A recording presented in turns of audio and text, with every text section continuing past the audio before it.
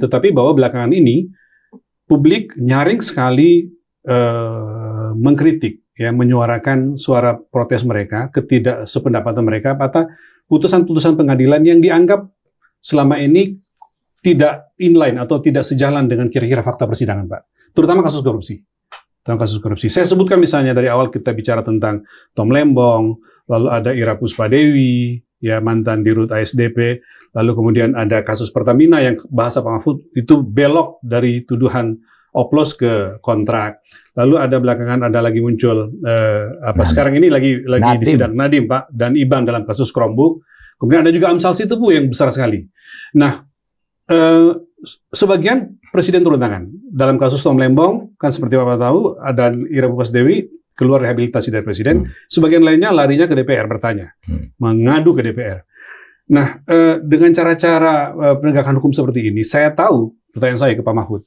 Pak Mahfud itu orang yang sangat keras terhadap kasus korupsi, ya, meminta supaya koruptor ditangkap, tapi pada sisi lain melihat penegakan hukum kita seperti ini, Pak Mahfud terganggu atau tidak?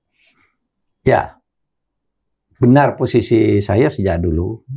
Kalau ada orang ditangkap atau diproses hukum oleh KPK karena korupsi, atau oleh kejaksaan atau oleh polisi, saya selalu mendukung dan tidak pernah membela orang yang disangka koruptor. Bukan, saya tahu Bapak diminta saksi ahli pun tidak mau. Saksi ahli pun tidak mau, diminta amicus curiae, sahabat peradilan. Saya tidak mau kalau untuk koruptor, tetapi kalau seperti Rudy Kamri, saya kasih kesaksian karena dia bukan kasus koruptor, dia justru dimusuhi oleh koruptor. Iya, dia justru membuka kasus korupsi, kasus korupsi, lalu dipidanakan, lalu saya beri amicus curiae dan sekarang udah bebas katanya. Nah, tapi kalau korupsi, saya meskipun mungkin pikiran saya orang itu tidak korupsi, saya tidak membela. Kenapa tidak membela?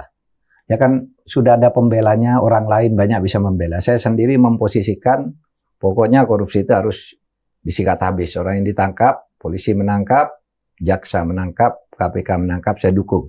Kalau jaksanya salah, biar bukan saya yang membela. Kan ada pengacara, ada pengamat, ada apa dan sebagainya.